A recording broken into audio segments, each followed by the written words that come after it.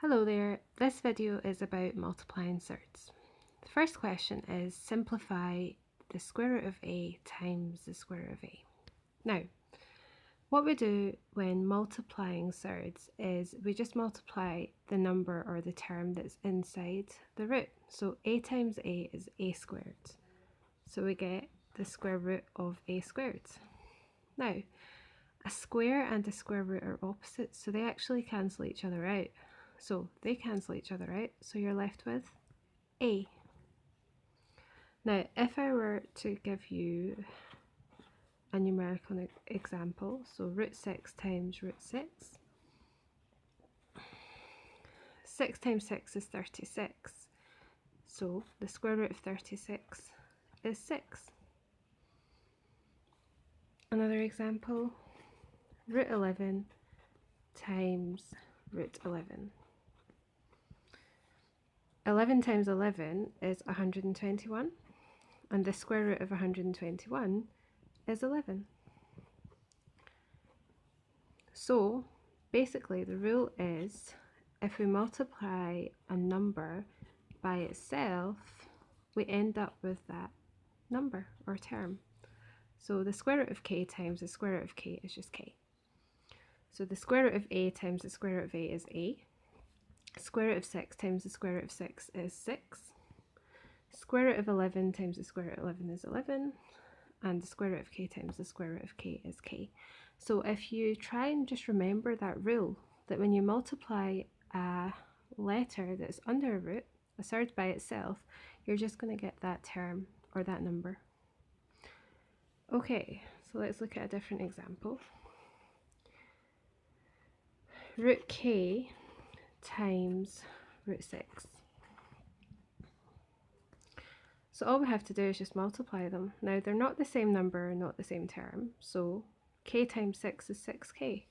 So we just get root 6k. You can't do much more to that.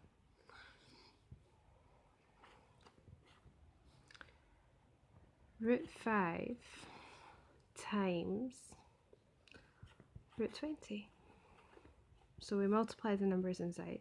5 times 20 is 100, so the square root of 100, and we know that the square root of 100 is 10.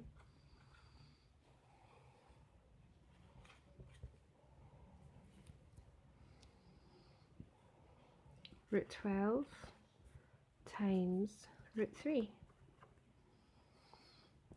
12 times 3 is 36, so multiply them together. The square root of 36 is 6. Root 20 times root 3.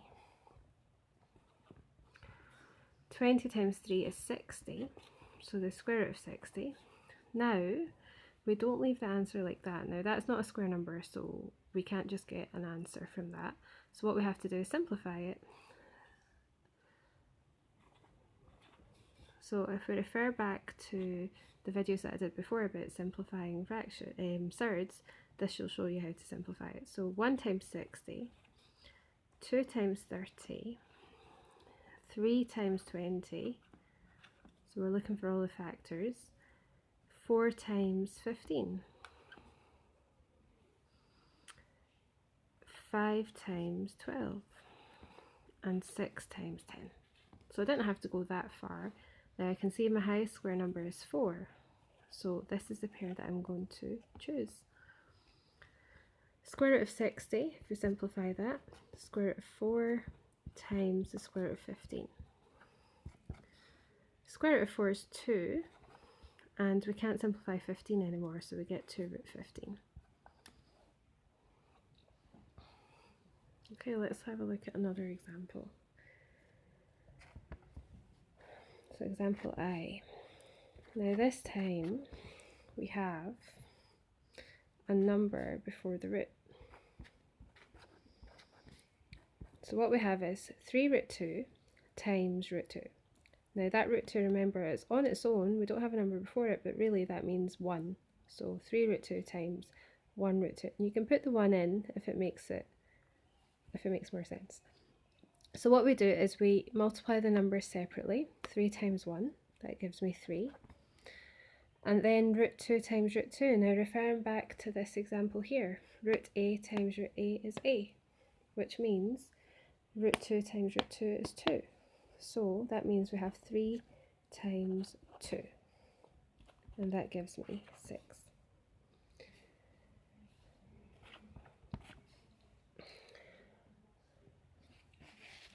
I'll do this one down here for more space. 3 root 2 times 2 root 7. Multiply the numbers first of all, so 3 times 2 is 6, and then we multiply the roots. Root 2 times root 7 will give us root 14. Now always look at what you have with the surds. Now the surds, we can't simplify root 14, so we just leave it as is. So 6 root 14 is the answer. Try another one. 4 root 3 times 2 root 3. So we can multiply them together. 4 times 2 is 8.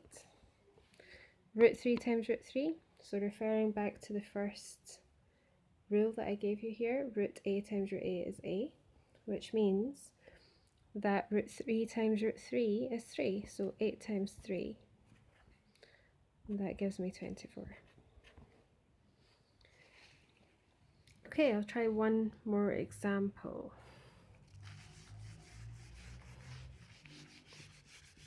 Rub these out for more space.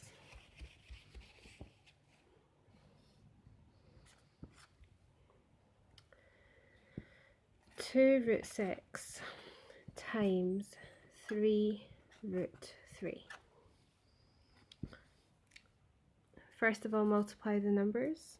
2 times 3, that's 6. Then we multiply the surds. Root 6 times root 3 is root 18. Now, root 18, if we look at the factors, it can be simplified because it has a square factor. So 1 and 18, 2 and 9, 3 and 6. So we pick the highest square number, which is 9. So we'll pick that pair, 2 and 9. The square root of 18, I'll simplify it over here and then I'll sub it in to my calculation. So that gives me root 9 times root 2. Root 9 is 3. 3 times root 2 is 3 root 2. So now what I'm going to do is replace this root 18 by 3 root 2. So 6 times 3 root 2. So the only thing that we've got left to do is multiply these two numbers. 6 times 3 is 18. 18 root 2. And that's my final answer. So these are the kind of questions that you'll probably end up with in exam, more exam type question. Okay, thank you.